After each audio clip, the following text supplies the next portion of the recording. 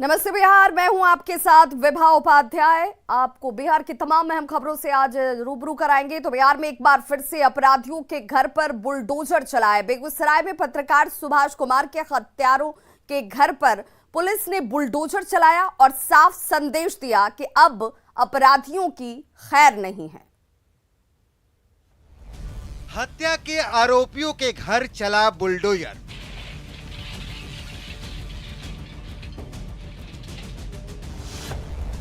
हथौड़ा मारकर दीवारों से निकाले गए दरवाजे।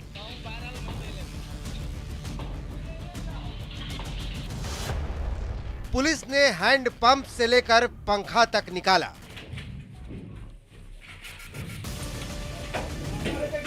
पुलिसिया कार्रवाई की ये तस्वीर खगड़िया जिले के रानी सकरपुरा गांव की है, जहां कोर्ट के आदेश के बाद पुलिस ने पत्रकार सुभाष हत्याकांड के आरोपी भाइयों के घर कुर्की जब्ती की कार्रवाई को अंजाम देते हुए घर पर बुलडोजर चला दिया।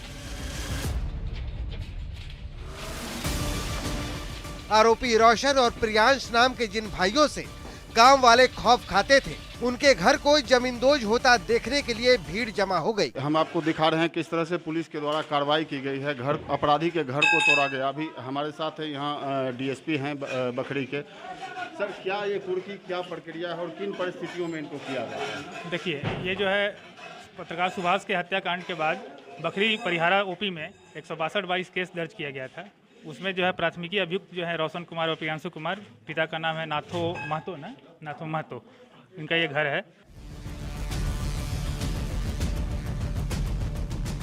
जिस घर के दो बिगड़ैल बेटों ने 20 मई को बेगूसराय जिले में पड़ने वाले पड़ोस के गांव साखो में स्थानीय पत्रकार सुभाष कुमार की हत्या कर दी थी। वारदात में साखो गांव के रहने वाले नितेश कुमार और बबलू राठौर नाम के दो आरोपी भी शामिल थे, जो सरेंडर कर चुके हैं। लेकिन पुलिस की मुनादी के बाद भी जब दोनों भाइयों ने सरेंडर नहीं किया, तो पुलिस ने वही किया जो किया जाना चाहिए। हालांकि सुभाष के साथी पत्रकार इस कार्रवाई से संतुष्ट नहीं है। जब तक अपराधी जो नामजद अपराधी है उनकी जब तक गिरफ्तारी नहीं हो जाती है, तब तक हम लोग संतुष्ट नहीं हो पाएंगे। और लगातार पुलिस के द्वारा दबिश बनाने के लिए आज कुर्की जब्ती की जा रही है। थोड़ा बहुत कह सकते हैं कि हम लोग संतुष्ट हैं, लेकिन जब तक अपराधी पूर्ण रूपेण फांसी नहीं हो जाती तब तक हम लोग संतुष्ट नहीं होंगे और लगातार आंदोलन जारी भी रहेगा हम लोगों का।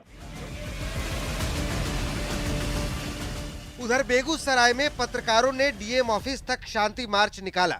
पत्रकारों की मांग है कि आरोपियों की जल्द से जल्द गिरफ्तारी हो और सुभाष के परिजनों को 20 लाख के मुआवजे के साथ सरकारी नौकरी भी दी जाए। न्यूज 18 के लिए बेगूसराय से संतोष कुमार की रिपोर्ट।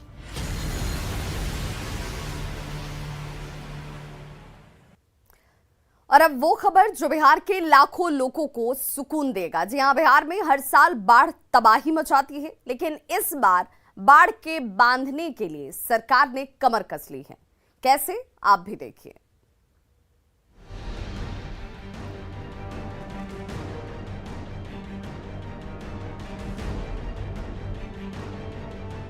हर बार की तरह इस बार बिहार में बाढ़ तबाही नहीं मचाएगी। लाखों लोगों को बेघर नहीं होना पड़ेगा, क्योंकि बिहार में मानसून के दस्तक देने से पहले सरकार ने कमर कस ली है।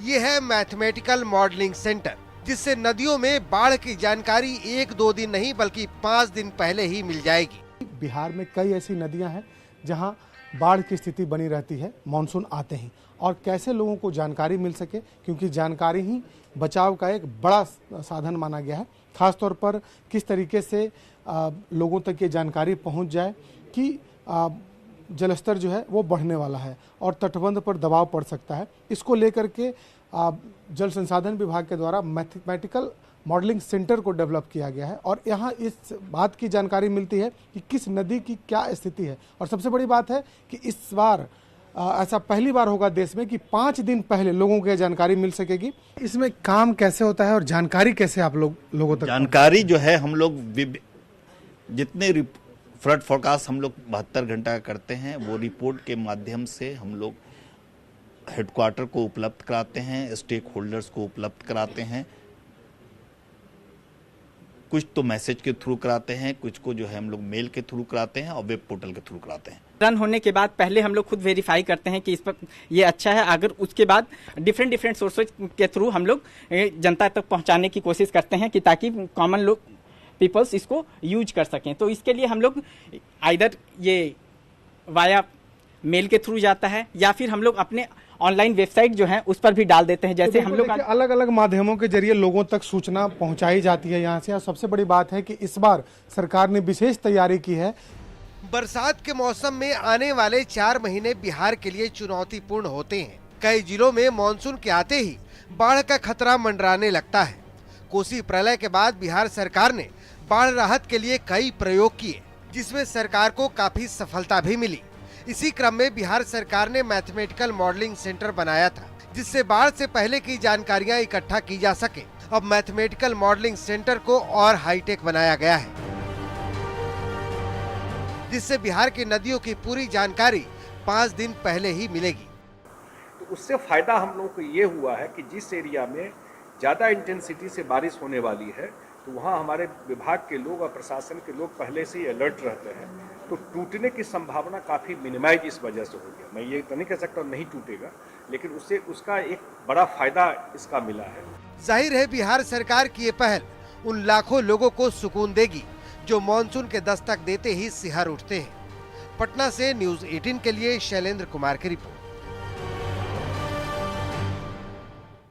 और सूत्रों के हवाले से इस वक्त बड़ी खबर आ रही है। मगध यूनिवर्सिटी के वीसी का इस्तीफा हो चुका है। राजेंद्र प्रसाद ने अपना इस्तीफा दे दिया है। मगध यूनिवर्सिटी के वीसी जिनका इस्तीफा सामने आ चुका है, राजेंद्र प्रसाद ने अपना इस्तीफा दे दिया है। राज्यपाल फागू चौहान ने इस्तीफे को स्वीकार भी कर लिया है। राजेंद्र प्रसाद पर हेराफेरी के आरोप लगे थे। 30 करोड़ रुपए की हेराफेरी का गंभीर आरोप राजेंद्र प्रसाद के ऊपर था, जिसके बाद इन्होंने इस्तीफा दिया और राज्यपाल फागू चौहान की तरफ से इस्तीफे को स्वीकार भी कर लिया गया है। खबर समस्तीपुर से, जहां के पूसा स्थित डॉक्टर राजेंद्र प्रसाद केंद्रीय कृषि विश्वविद्यालय में पढ़ाई बंद होने से छात्र परेशान हैं। छात्रों ने यूनिवर्सिटी प्रबंधन से पढ़ाई शुरू करने की मांग की है। दरअसल 21 मई को सड़क हादसे में छात्र की मौत के बाद आक्रोशित छात्रों ने जमकर बवाल काटा था, जिसके बाद विश्वविद्यालय प्रशासन ने एक्शन के तौर पर विश्वविद्यालय के हॉस्टल्स को ही खाली कराने के आदेश देते हुए अनिश्चित काल के लिए विश्वविद्यालय को बंद कर दिया। घटना के बाद से विश्वविद्यालय में पठन पाठन पूरी तरह से बंद है, जिसे लेकर अब छात्र अपने भविष्य को लेकर आशंकित हैं। छात्र और छात्राओं ने पढ़ाई शुरू करने की मांग की है। वहीं हॉस्टल खुलवाने को लेकर प्रधानमंत्री नरेंद्र मोदी से भी अपील की गई है। सर, हॉस्टल बंद होने के आदेश के बाद जब सारे लोग हॉस्टल खाली किए, तब ये नहीं सोचा गया था कि सारे लोग कहाँ जाएंगे। सब लोग अचानक से अरेंजमेंट करके चले गए। और अभी भी कुछ ऐसे लोग हैं जो कि आसाम के हैं और नॉर्थ ईस्ट के हैं, जिनकी संख्या 100 से ऊपर है। वो लोग अभी भी फंसे हुए हैं। कोई अपने दोस्त के घर पे रह रहा है, कोई स्टेशन पे रह रहा है, कोई होटल में रह रहा है।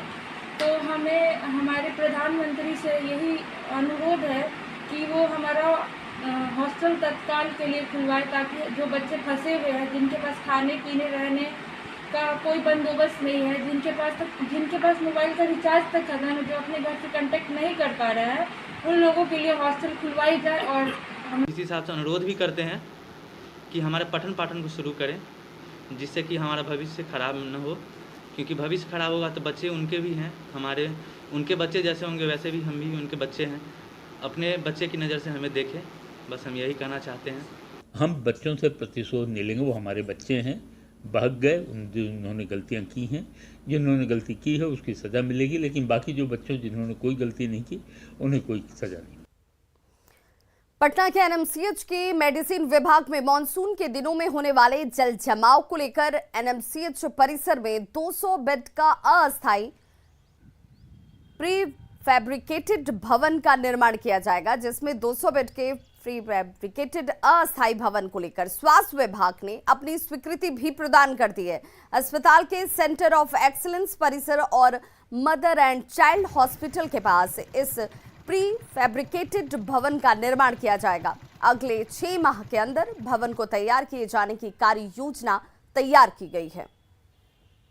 हमारे यहाँ 200 बेड का 100+100 बेड का प्री फैब्रिकेटेड कंस्ट्रक्शन होने जा रहा है और उसके होने से नालंदा मेडिकल कॉलेज के मेडिसिन विभाग में पर्टिकुलरली जो वाटर लॉगिंग बरसात में हो जाता था, तो हम लोग अपना मेडिसिन वार्ड को वहाँ अगर पूरी तरह से शिफ्ट कर देंगे तो ये वाटर लॉगिंग की जो समस्या है वो ख़त्म हो जाएगी मेडिसिन विभाग की। और दूसरा जो है, बहुत सारे हमारे सुपर स्पेशलिटी विभाग हैं जिनको बेड की भारी कमी है, तो उस कमी को भी हम लोग बहुत हद तक दूर कर पाएंगे।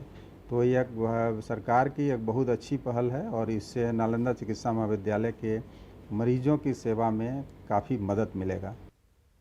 राज्यसभा चुनाव में झारखंड से कांग्रेस का उम्मीदवार ही गठबंधन का उम्मीदवार होगा। इस सिलसिले में देर रात नई दिल्ली में कांग्रेस नेता सोनिया गांधी और झारखंड के मुख्यमंत्री हेमंत सोरेन के बीच लंबी बातचीत और चर्चा हुई है। राज्यसभा चुनाव को लेकर दिल्ली में कांग्रेस और जेएमएम की महत्वपूर्ण बैठक कल देर रात हुई। बैठक के बाद बाहर निकले हेमंत सोरेन ने राज्यसभा चुनाव के प्रत्याशी को लेकर कुछ नहीं कहा, लेकिन सूत्रों के हवाले से जो जानकारी हम तक पहुंच रही है, जो इस सूत्र कह रहे हैं कि झारखंड से राज्यसभा की एक सीट पर कांग्रेस का दावा पक्का हो गया है। हालांकि उसे जीत के लिए पहली वरीयता के 27 वोटों की जरूरत है, लेकिन कांग्रेस के खाते में सिर्फ 17 विधायक हैं और ऐसे में जेएमएम के साथ के बगैर ये जीत कांग्रेस के लिए संभव ही नहीं है। जबकि 2 दिन पहले रांची में हुई बैठक में जेएमएम ने भी राज्यसभा के सीट पर अपना दावा ठोक दिया था। आपने हमारा स्वागत किया, बहुत बहुत आप लोग का यही तो सर एयरपोर्ट पे भी बोले आप। अब इतनी खुशी दिख रही है तो खुशी का राज भी बता दीजिए।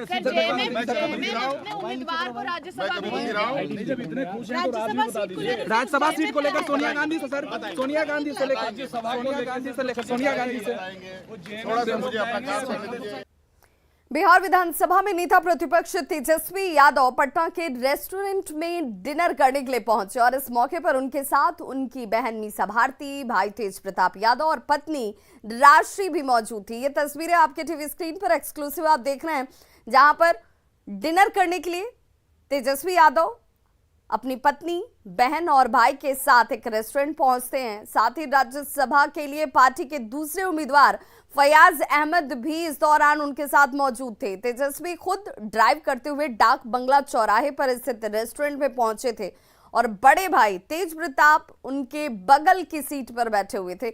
ये तस्वीरें आप देख रहे हैं और कैसे बहन मीसा भारती हो या पत्नी राशि यादव हो, पीछे की सीट पर बैठी हुई नजर आ रही हैं। तेजस्वी ने कहा कि मीसा दीदी दिल्ली से आई हैं, उन्हें ही लेकर यहां पर आना था। वहीं फयाज अहमद ने कहा कि राज्यसभा के नामांकन के बाद तेजस्वी ने उन लोगों को पार्टी दी। नेता प्रतिपक्ष तेजस्वी यादव पटना में रेस्टोरेंट में इस वक्त है। तेजस्वी जी खाना खाने आए लोग आए हैं दिल्ली से, शादी वगैरह से। हो गया राज्यसभा वाला तो काफी नहीं, केवल राज्यसभा नहीं, हम तो ऐसे भी खाने के शौकीन हैं, हम तो निकलते ही रहते। गाड़ी ड्राइव करके भी आप खुद से जाएंगे? हाँ, तो एक गाड़ी में आ जाए, उसलिए ड्राइवर को बोले दूसरी जगह बैठे। देखिए, तो तेजस्वी यादव हैं, तेज प्रताप यादव हैं, उनकी धर्मपत्नी भी हैं और मीसा जी हैं, उनसे भी बात करने की हम कोशिश करते हैं। देखिए, यहाँ पर इस वक्त सारा परिवार जो है तेजस्वी यादव अपने पूरे परिवार के साथ यहाँ पर पहुँचे हुए हैं। राज्यसभा के जो दूसरे उम्मीदवार हैं, मीसा भारती अभी चली गई हैं, दूसरे उम्मीदवार हैं, इनसे भी हम बात करते हैं। नॉमिनेशन के बाद सब लोग एक साथ बैठ करके शाकाहारी भोजन का टेस्ट लेने का तबीयत हुआ तो हम लोग सब अपने टेस्ट लेने आए। तो देखिए, ये तस्वीर है कि नॉमिनेशन के बाद राज्यसभा के दोनों उम्मीदवार और अपनी पत्नी के साथ और अपने बड़े भाई के साथ तेजस्वी यादव पहुंचे हैं शाम में रेस्टोरेंट में खाना खाने के लिए। शैलेंद्र, न्यूज़ 18 पटना। तो डिनर के टेबल पर भी कई महत्वपूर्ण बातचीत के साथ रिश्ते को और ज्यादा मजबूत करने की कोशिश तेजस्वी यादव की तरफ से जरूर होती हुई नजर आई। सारण के जटुआ पंचायत में धर्मांतरण का मामला सामने आने के बाद हंगामा खड़ा हो गया। हालांकि पुलिस ने जबरन धर्मांतरण से इनकार किया है, लेकिन गांव वाले प्रलोभन देकर धर्म बदलवाने की बात कह रहे हैं। छपरा में चल रहा धर्मांतरण का गंदा खेल।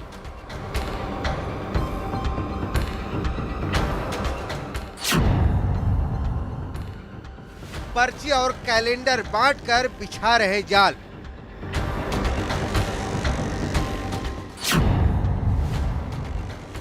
दिखाई जा रही जालसाजी वाली फिल्म। प्रार्थना सभा की इस तस्वीर को देखिए। सारण के फकुली पंचायत के जटुली गांव में ऐसी ही प्रार्थना सभा के जरिए दलितों को भरमाया जा रहा था। इस प्रार्थना सभा की आड़ में रची जा रही थी धर्मांतरण की साजिश। प्रार्थना सभा तक तो सब ठीक था, लेकिन जैसे ही ईसाई मिशनरीज के लोगों ने गांव में जमीन खरीदकर चर्च बनाने की कोशिश शुरू की, हंगामा खड़ा हो गया। आगे का रणनीति है पूरे गांव के साथ हम लोग मिलकर कदम से कदम मिला के यहाँ पे चर्च नहीं बनने देंगे। जिला प्रशासन को भी हम लोगों ने अवगत कर दिया है कि इसके लिए जो कठोर कदम उठाया जाएगा हम लोग उठाएंगे। न्यूज़ 18 की टीम सच्चाई जानने सारण के जटुली गांव पहुंची, जहां आप भी देखिए वहां की हकीकत। यहाँ पे देखिए जिस ढंग से निर्माण कार्य चल रहे हैं, यहाँ पे ईंट, गिट्टी, बालू, तमाम छड़ चीज़ें जो हैं वो यहाँ पे निर्माण के लिए लाया गया है और यहाँ पे निर्माण किया जा रहा है। यहाँ पे देखिए इसकी शुरुआत जो है यहाँ पे की गई है भूमि पूजन करके। गांव वालों का आरोप है कि ईसाई मिशनरीज के लोगों ने पहले वीडियो फिल्म दिखाई, फिर पर्चा और कैलेंडर बांटकर दलित समुदाय के लोगों को लुभाने की कोशिश की। ये वो कैलेंडर है, ये जो आप देख रहे हैं इसके जो स्लोगन्स हैं, मैं यीशु तुम्हें शांति के लिए जाता हूँ, जैसे संसार देता है तुम्हें नहीं देता, तुम्हारा मन व्याकुल ना हो और न डरे। ये तमाम ये जो कैलेंडर जो स्लोगन लिखे हुए हैं ये पूरे गांव में कई महीनों से बांटे जा रहे थे। बात सिर्फ वीडियो फिल्म दिखाने की, पर्चा और कैलेंडर बांटने तक ही नहीं है। गांव वालों का साफ साफ कहना है कि धर्मांतरण के लिए पैसे का प्रलोभन भी दिया गया। लड़की की शादी में मदद का वादा भी हुआ। पैसा ना भी देवे के, बाकी पैसा बहुत मिली एमे रहबा लोग तो जुड़ा लोगने में। हाँ, एमे जुड़ जाइबा लोग तो तोड़ लेके बहुत लाभ दियाई, पैसा कौड़ी दियाई। हाँ, बेटी मेहर के माने दियाई, बियाह शादी में होई, लड़की के शादी होई तो दे हम सब। हालांकि पुलिस जबरन और पैसे के प्रलोभन के जरिए धर्मांतरण की बात से इनकार कर रही है। जो जांच किया गया है उसमें किसी व्यक्ति ने ये नहीं बताया है कि उसका जबरन धर्मांतरण किया गया है। अगर कोई भी ऐसा मामला आता है जिसमें किसी प्रकार की इस तरह की बात आती है तो जांच करके उचित कार्रवाई की जाएगी। पुलिस जो भी कहे, गांव वालों का कहना है कि मिशनरी के लोगों ने पहले गांव के ही एक व्यक्ति का धर्म परिवर्तन कराया, फिर उसके जरिए गांव में जमीन खरीदकर धर्मांतरण का खेल खेलने लगे। हालांकि आरोपी ने धर्म परिवर्तन से इनकार किया है। फिलहाल धर्मांतरण कराने के आरोप पर पूरे इलाके में हलचल है। बजरंग दल और विश्व हिंदू परिषद के कार्यकर्ताओं ने जटुली पहुंचकर बैठक की है। अगर पुलिस की बात को सच भी मान ले तो सवाल है कि क्या गांव वाले झूठ बोल रहे हैं? अगर नहीं तो जबरन धर्म परिवर्तन की कोशिश क्यों? लोगों को लालच देकर धर्मांतरण क्यों? इससे भी बड़ा सवाल ये है कि हिंदू बहुल गांव में चर्च का निर्माण क्यों? न्यूज़ 18 के लिए छपरा से रवि एस नारायण के साथ संतोष गुप्ता की रिपोर्ट। तो खबरों का सिलसिला लगातार जारी है। आप देखते रहिए न्यूज़ 18 बिहार झारखंड। यहाँ खबरों का सिलसिला कभी नहीं थमता।